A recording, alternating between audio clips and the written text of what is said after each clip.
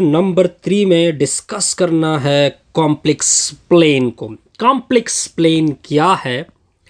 हमने एक complex number लिया, फिर आप इसका पेयर बनाएंगे। इस तरह मैंने पेयर बनाया।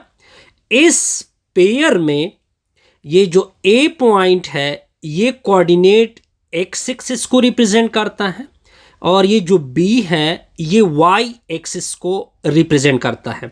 या आप अनदर कह सकते हैं कि जो ए पार्ट है वो रियल ऑफ जी है और इसको इलांग एक्सिस लोगे, रियल पार्ट को इलांग एक्सिस लोगे, और ये जो बी पार्ट है ये इमेजिनरी ऑफ जी है, इसको इलांग वाई एक्सिस लोगे।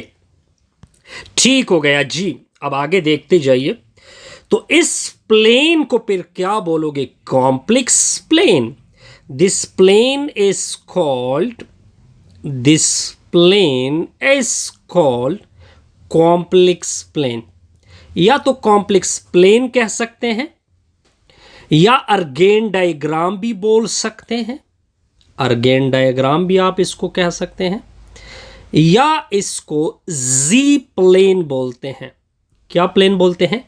जी प्लेन बोलते हैं। अब इसकी वजाहत कुछ इस तरह करते हैं कि मैंने ये जी प्लेन लिया, ठीक हो गया।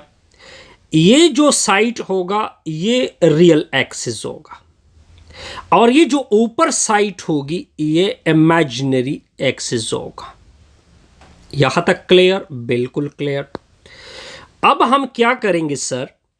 कॉम्प्लेक्स नंबर लेंगे ए प्लस बी आयोटा, फिर आप इसको फॉर्म भी दोगे ए कॉमा बी। अब इसको आपने रियल लाइन पे लेना है, यानी यहां से लेकर यहां तक ए होगा, ठीक हो गया, ये क्लियर। और यहां से लेकर यहां तक पॉजिटिव बी होगा।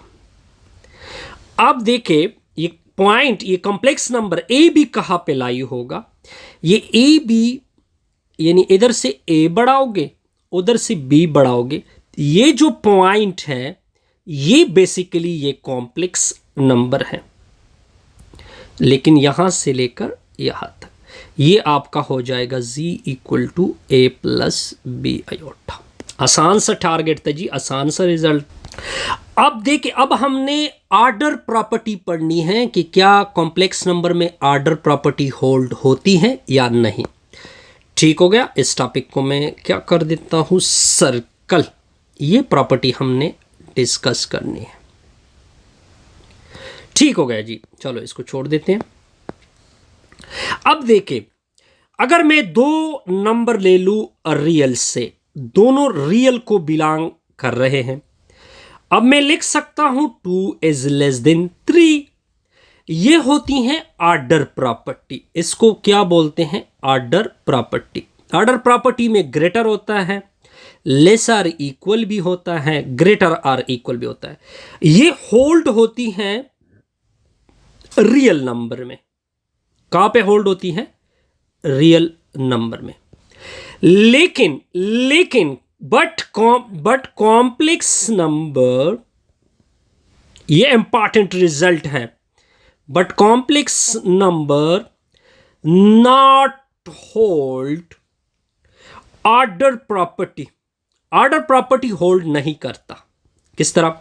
फॉर एग्जाम्पल, एक रियल कॉम्प्लेक्स नंबर है 2 + 3, 1 + 2 आयोटा, और दूसरा है 2 + 3 आयोटा। आप कभी भी ये नहीं कह सकते कि ये एक दूसरे से लेस हैं। ये प्रॉपर्टी कॉम्प्लेक्स में होल्ड नहीं होती। ये मैंने इस वजह से क्रॉस लगा लिया, क्रॉस। अब मान लेते हैं, अब इसके लिए कुछ एग्जाम्पल लेते हैं।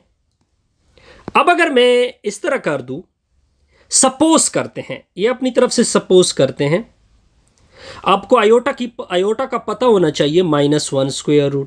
अगर मैं एक मान लूं, सपोज कर ले कि ये आयोटा जो है ये ग्रेटर देन 0 है। 0 ये कंसेप्ट तो है ही नहीं, लेकिन हमने मान लिया कि ये ग्रेटर देन 0 है।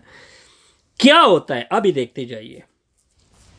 अब दोनों अतराफ पे आयोटा मल्टीप्लाइड कर दे। आयोटा मैंने मल्टीप्लाइड की, 0 के साथ भी आयोटा मल्टीप्लाइड हो गए।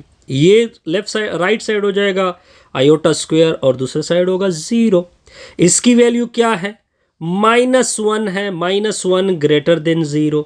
क्या ये स्टेटमेंट ट्रू है या फॉल्स है? ये स्टेटमेंट तो बिल्कुल फॉल्स स्टेटमेंट है।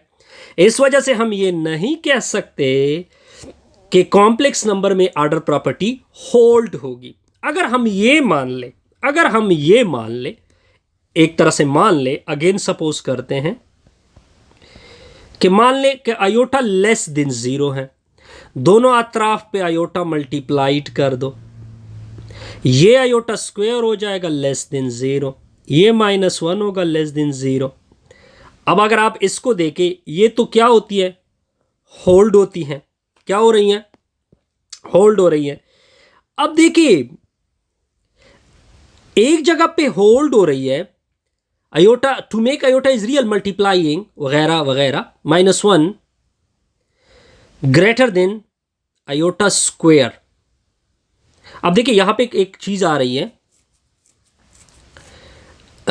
लेस वाली कंडीशन में हमने आयोटा मल्टीप्लाइड किया, ठीक हो गया आयोटा -1, लेकिन so iota can be treated negative.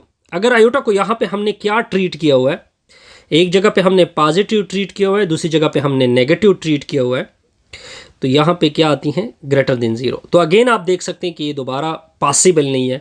तो इस वजह से हम ऑर्डर प्रॉपर्टी को कॉम्प्लेक्स नंबर में डिस्कस नहीं कर सकते। हाँ, इस तरह डिस्कस कर सकते हैं कि एक कॉम्प्लेक्स नंबर का एब्सोल्यूट पॉसिबल है कि वो, क्योंकि ये एक नंबर होता है और number greater or equal to, ये भी पॉसिबल है, ये भी पॉसिबल है कि ग्रेटर आर इक्वल टू आ जाए, ये भी पॉसिबल है कि इसका एब्सोल्यूट लेस देन Z2 हो, ये भी पॉसिबल है कि इसका absolute laser equal to Z2 हो।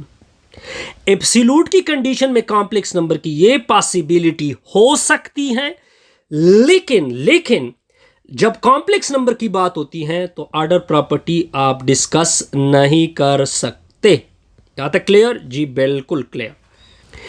अब देखिए, अब इसको एग्जांपल से भी क्लियर करते हैं।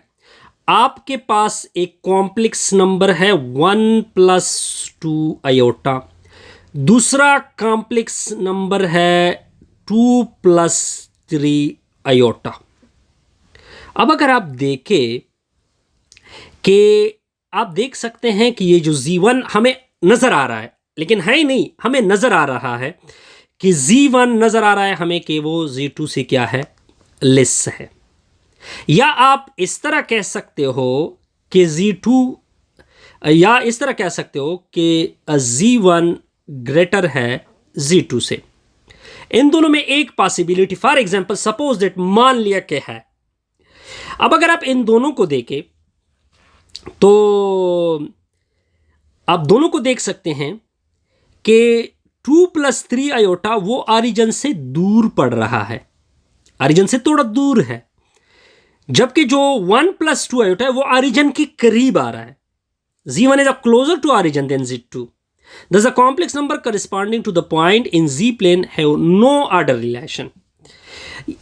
ठीक हो गया। यानी Z1 का जो अगर मॉडुलस लिया जाए वो 5 स्क्वायर रूट है, Z2 का जो मॉडुलस है वो 13 स्क्वायर रूट है। यानी ये दो एक दूसरे से, एक ऑरिजिन के करीब उसकी डिस्टेंस है, दूसरा उसके ऑरिजिन की दूर है, लेकिन आप ये नहीं कह सकते कि ये एक दूसरे से कम और ज्यादा है। इसका कंसेप्ट आप यूज नहीं कर सकते। बकाया आप कोई भी कंसेप्ट यूज कर सकते हैं मॉडुलस के ऊपर। ठीक हो गया जी। अब आते हैं नेक्स्ट की तरफ। अब आप देखते जाइए। अब आपके पास ये एक एग्जाम्पल आ रहा है। Z1 की वैल्यू है -3 + 4 आयोटा, Z2 की वैल्यू है 2 - 7 आयोटा। पहले का मॉडुलस ले लो, -3 का स्क्वायर +4 का स्क्वायर ऊपर अंडर द रूट। तो Z1 का मॉडुलस 9 + 16, 9 और 16 को ऐड कर दो, फिर स्क्वायर रूट निकाल दो, आ जाएगा 5। दूसरे का ले लो, शाबाश, दूसरे का लेंथ फाइंड करना है, 2 का स्क्वायर + -7 का स्क्वायर ऊपर स्क्वायर रूट। तो Z2 का एब्सोल्यूट 4 + 49 आ जाएगा सर। इससे आ जाएगा 53। क्या आएगा? 53। ये भी रिजल्ट आ गया जी, क्योंकि आपसे लेंथ मांगा जा रहा था, दोनों का लेंथ हमने निकाल दिया। ठीक हो गया। अब एक टॉपिक इसमें दरमियान में आ रहा है, vector representation of a complex number. We represented a complex number. हमारे पास एक कॉम्प्लेक्स नंबर होता है z equal to a plus b iota. इसको मैं सरसरी वजाहत कर देता हूं। फिर हम इससे एक पॉइंट बनाते हैं a कामा b की फॉर्म में, यानी पेयर फॉर्म देते हैं।